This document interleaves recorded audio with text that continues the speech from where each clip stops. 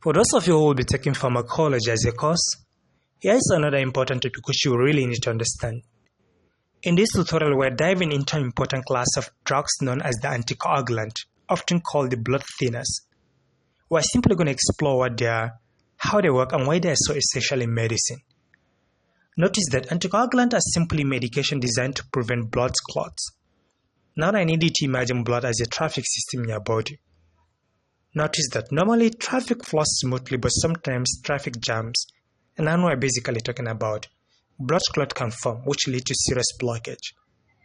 So what does anticoagulant do? They simply help to prevent these dangerous traffic jams. How they do that? By simply slowing down the clotting factors process, making sure blood flows freely, in order just to reduce the risk of stroke, heart attack, and blockage. Notice that they are essential for people at this condition. To understand how anticoagulants work, let's look at the body's natural clotting system known as the coagulation cascade. For you to understand this, that is what we call hemostasis. Let's write it down. Hemostasis. When we said hemostasis, we're simply talking about how your body stops bleeding after an injury. If you really want to understand this properly, I'm going to drop a link down below in the description section with the title Coagulation Cascade, if I'm not mistaken. I have explained step by step how this process happens. Understanding this process helps you to appreciate just how well our bodies are designed to protect us. This is how it starts. It starts with vascular spasm, platelet plug formation, and then the coagulation cascade. And we say the coagulation cascade is being divided into the intrinsic pathway and extrinsic pathway.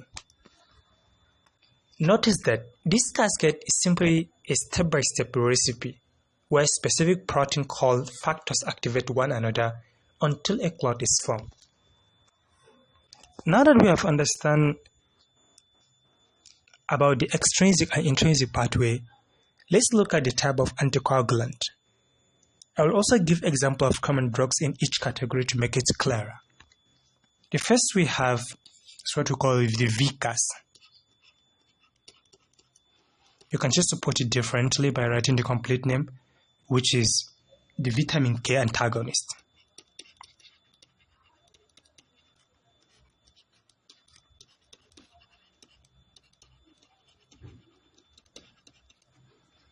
The second one, we have direct thrombin inhibitor.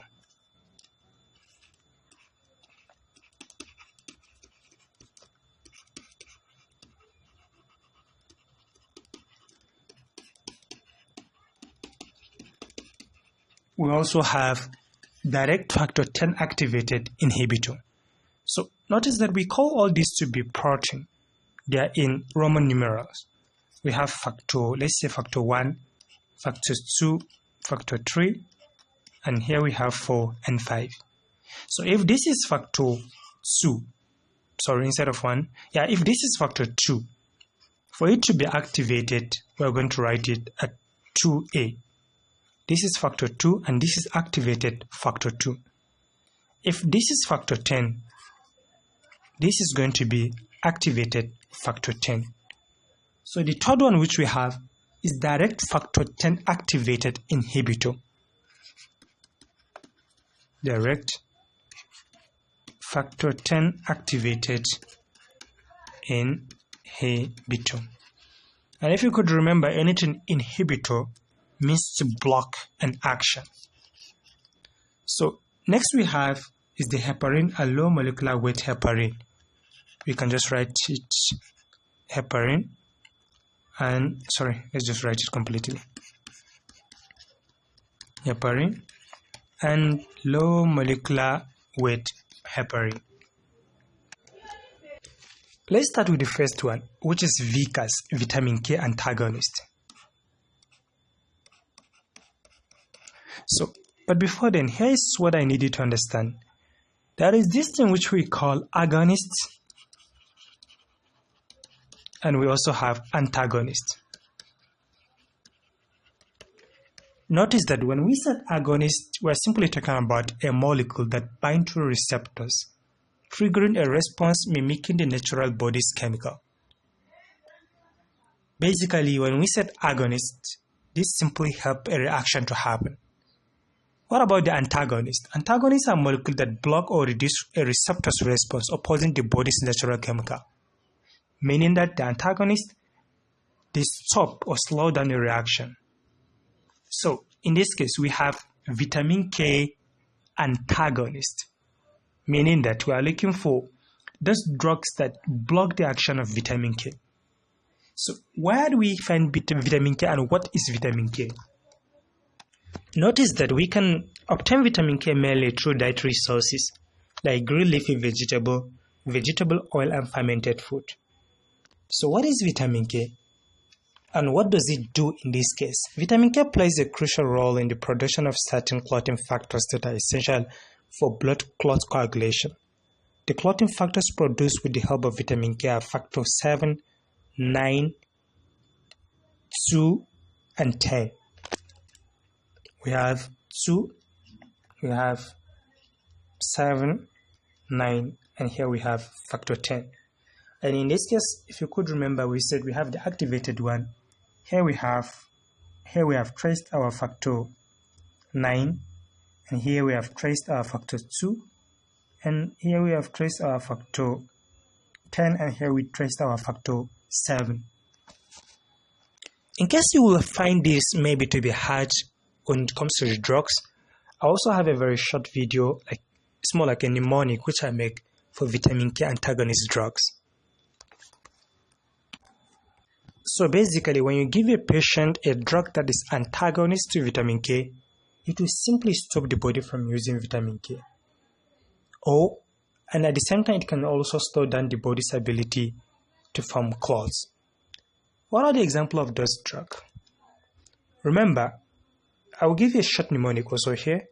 Since we said most of the vitamin K, we can get it in dietary source, well, we can also find it in GUT. Yeah. So this is how you should put the mnemonic. We all put the food. Feel free to match this. Forget about the first one. That one is not hard. It's just common drug. And match the second one. So the first one you can put Comarol, and the second one you can put Dione. Notice that this is simply Warfarin, and remember the one that have Comarol is A and D, right? A and D have Comarol, and P and F have Dione. So meaning that here is going to end with Comarol, and these two are going to end with Dione. Comarol, right? Then Comarol. Then here we have Phenyl Dione, and here we have Fluin Dione. So this is it for vitamin K antagonist. Now we can move up to direct thrombin inhibitor. Notice that the direct thrombin inhibitor, this drug simply target the thrombin which we have here. Here we have thrombin. And thrombin converts a protein called fibrinogen into fibrin, which form the framework of a clot. So what if we block this activity of the thrombin? What will happen? Meaning that I'm going to block the whole framework. Because if we block this thrombin, meaning we're not going to have the conversion of fibrinogen into fibrin. And without that, clotting is impossible. So remember, the last previous mnemonic which we used on those drugs is we all put the food. You can continue with the mnemonic. You can say before leaving the anti. The time I was reading this, I could remember, I keep on mentioning this. Baiva, there is a reason for that, I will show you. Baiva, le P, de C. Right? before leaving the anti, you can put down your D here. Bivalipidec. I keep on singing it, bivalipidec, until I cram it. Then I underline everything with uridine.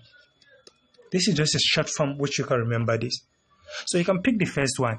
Biva starts with B, meaning this one is gone. You're going to add biva, then you add your uridine. Bivarudine. The next is lepi. Lepi is done. You put your lepi, you put your uridine. And here we have deci. You're going to have deci is gone and uridine. So the only guys that are kind of different at this point is A and D. Notice that this is Dabigatran and the D is Dabigatran. Dabigatran. Pretty easy, right? So we are done with direct thrombin inhibitor. Here we have factor 10 activated inhibitor. Notice that factor 10 activated is another key player in the clotting cascade. So what it does, it simply helps to turn prothrombin into thrombin. By blocking factor 10 activated, this drug will simply halt the thrombin formation and in turn prevent the blood clotting. So remember, we said the mnemonic which we used previously is we all put the foot in the anti. Noun, we are going to put antirabio. Is ra, that is the name of the anti. Antirabio. And this is pretty easy compared to the previous one, because most of the drug for the direct thrombin factor 10 activated inhibitor, they end with Zaban. That is one thing you need to know. The rabio here are going to have Rivaroxaban. Then you add your Zaban. Then you put Apic.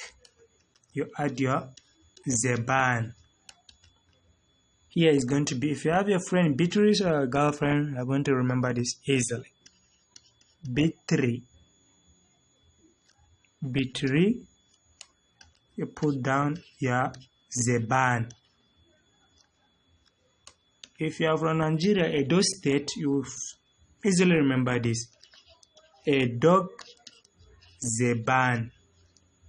And the last one, Ota. I think in Yoruba language, Ota, I don't know if it is a friend, I'm not even sure about it.